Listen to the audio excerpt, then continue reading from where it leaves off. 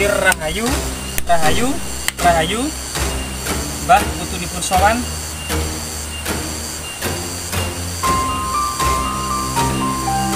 Setelah itu kemudian kita memasuki area paling sakral yang membatasi dengan area keseharian ya, merupakan hutan belantara.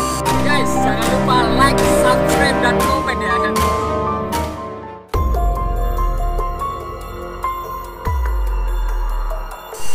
Siapa sangka di lereng Gunung Anjasmara penuh dengan perkebunan kopi robusta dan pohon-pohon durian yang cukup banyak serta pisang yang sangat melimpah ini menyimpan jejak-jejak artefaktual yang sangat penting. Cerita tutur yang berkembang di masyarakat, situs ini bernama situs Indu Dewi. Putri Indu Dewi ternyata tokoh sejarah yang merupakan saudara dari Raja Hayam Wuruk. Kita akan bisa menikmati harumnya bunga kopi yang nama kunonya bernama Blanggreng ya. Wih, cukup harum. Dan aroma bunga kopi ini jelas-jelas kalau malam hari menimbulkan bulu kuduk berdiri karena sangat gelap sekali. Sambil kemudian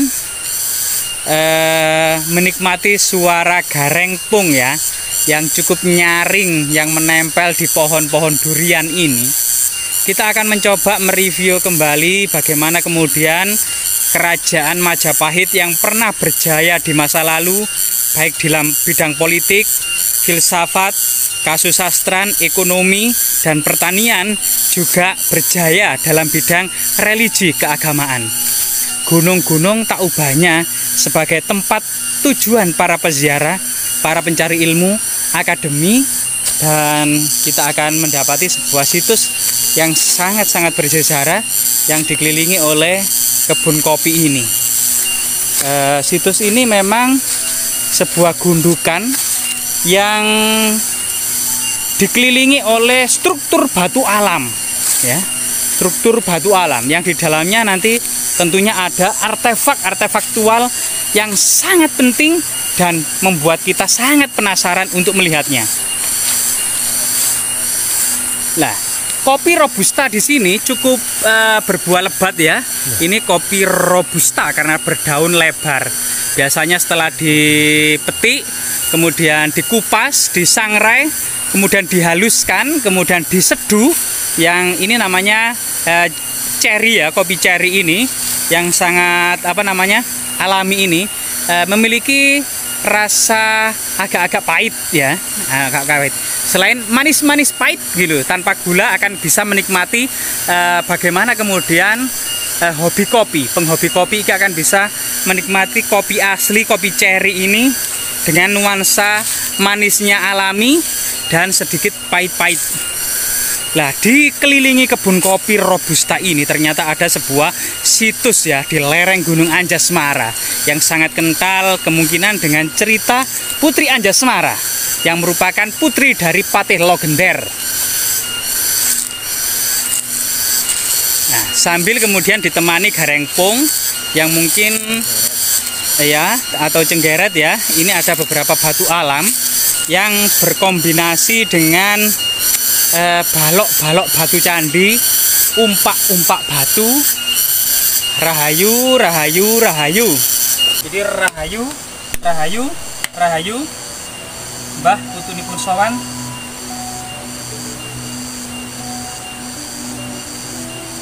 Nah, setelah itu kemudian kita memasuki area paling sakral yang membatasi dengan area keseharian ya, merupakan hutan belantara. Diduga ini merupakan sebuah kompleks karsian pada masanya. Dan di sini kita akan mendapati sebuah kolaborasi masa dan era prasejarah, Tugu Batu atau kemudian menhir pada masa prasejarah. Diduga tugu-tugu batu ini merupakan lambang kesuburan ya, atau sebuah simbol Palus berdiri tegak.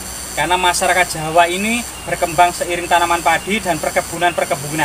Sehingga kemudian pemujaan akan sebuah tugu batu yang lambang kesuburan, yang menghasilkan panen yang melimpah, serta kemudian bersemayamnya arwah-arwah leluhur ya. Ini masih kita dapati di sini, ada beberapa menhir di sini. Termasuk kemudian di sini umpak-umpak batu yang cukup banyak. Ada beberapa variasi, ada umpak batu yang model seperti ini ya. Ada semacam tempat menaruh air, kemungkinan ini agar serangga tidak naik ke atas tangga. Jadi ada semacam lubang. Nah, seperti ini jelas ini.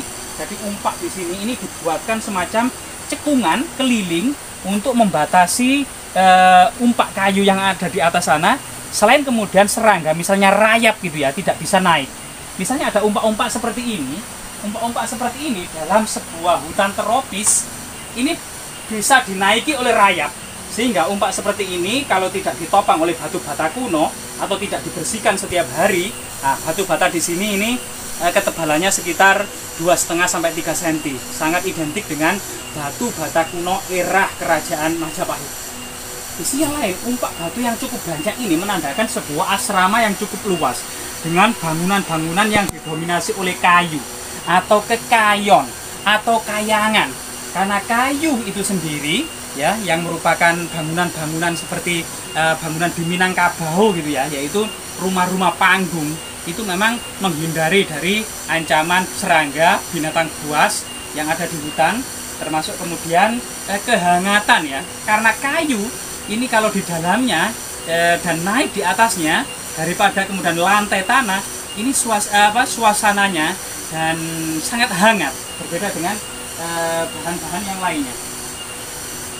Selain itu kemudian juga selain umpak-umpak batu yang cukup banyak sekali ini, ada lumpang batu ya. Lumpang batu yang cukup besar dan cukup lebar, namun rengkah atau pecah. Nah, lumpang batu dengan lubang yang cukup lebar dan halus seperti ini, memang tidak bisa dipungkiri. Yang kemudian ada alu. Alu itu semacam terbuat dari kayu untuk menumbuk biji-bijian, rempah-rempah, termasuk umbi-umbian pada waktu itu, dan dedaunan ya, untuk keperluan sehari-hari atau keperluan bahan makanan pada waktu itu ya. Jadi ini seperti semacam mortar stone untuk menghaluskan bahan-bahan makanan dan keperluan sehari-hari pada waktu itu. Nah, selain itu coba kita melihat banyak sekali batu-batu aneh yang ada di sini ya. Bahkan batu bata di sini kita akan mendapati sebuah jejak-jejak mistis ya. Jadi di sini itu ada jejak-jejak mistis, selain kemudian jari-jari orang waktu itu, terutama pada masa kerajaan Majapahit, juga ada cekungan-cekungan dan celowokan-celowokan kecil ya. Nah ini juga cukup mistis dan magis ya. Selain ini balok-balok batu candi, dan yang kebanyakan memang umpak. Nah, batu bata di sini juga cukup aneh ya. Ini batu batanya ini selain 2 garis jari, ini juga ada lubang. Entah sebab apa, ada 2 lubang yang ada di sini yang dilubangi. Yang tentunya 2 lubang ini cukup asli ya, cukup asli yang dilubangi pada masa kerajaan Majapahit.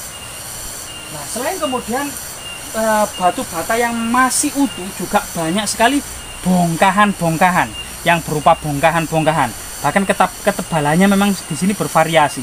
Ada yang di sini sekitar 4 cm ya, sampai 5 cm ya. Dan luar biasa sekali ini ya. Memang kalau kita membayangkan lokasi ini pada masa lalu dengan banyaknya umpak batu ini merupakan landasan dari tiang-tiang kayu.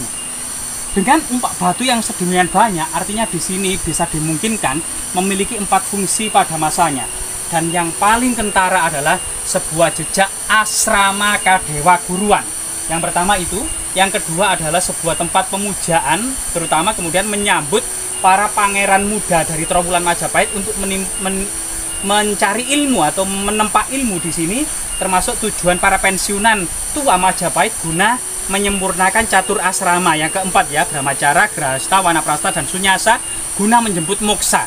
Selain itu juga kemudian terlihat selain pemujaan, kemudian asrama, juga pertapaan. Tidak bisa dipungkiri bahwasanya hutan itu juga merupakan tujuan para pertapa, guna kemudian memperdalam dharma sampai moksa memang ya. Dan yang keempat adalah jejak-jejak persajian, karena ada banyak sekali meja batu dan dolmen. Juga kemungkinan kalau ada, ini adalah fragmen cowek ya. Apakah ini juga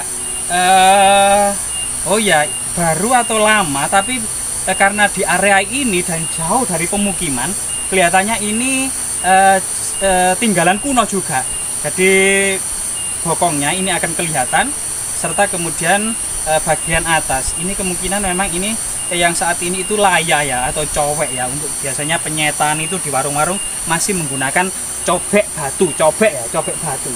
Nah, di sisi yang lain kita juga mendapati sebuah banyak sekali hal-hal yang unik. Jadi umpak-umpak batu ini kalau kita rekonstruksi itu seperti pura-pura yang ada di Pulau Bali. Banyak sekali bangunan-bangunan yang terbuat dari kayu, karena kita tidak menemukan fragmen genteng kuno. Kemungkinan atapnya ini terbuat dari ijuk atau sabut aren yang berwarna hitam ya, kayak di Sake di Bali itu atapnya yang bertumpuk-tumpuk dan bersusun-susun ini terbuat dari sabut aren atau ijuk nau. Nah ini luar biasa sekali. Semoga kemudian situs-situs ini bermanfaat ya. Dan ada beberapa juga jejak yang sangat aneh ini ya. Nah, sangat aneh. Dan umpak ini cukup besar. Jadi umpak ini cukup besar ini menandakan dahulunya selain cungkup-cungkup dan rumah-rumah panggung yang terbuat dari kayu, diduga ini ada mandapa ya. Mandapa ini kemungkinan tempat pertemuan yang cukup besar dan cukup lebar. Jadi kolomnya ini sekitar 30 cm panjang kolom. Tentunya ini bisa saja bangunan mandapa yang besar atau juga bangunan mandapa yang bersusun tiga, karena dilihat dari landasan umpaknya yang cukup besar sekali ya. Termasuk ini ya, ini juga umpak yang cukup besar.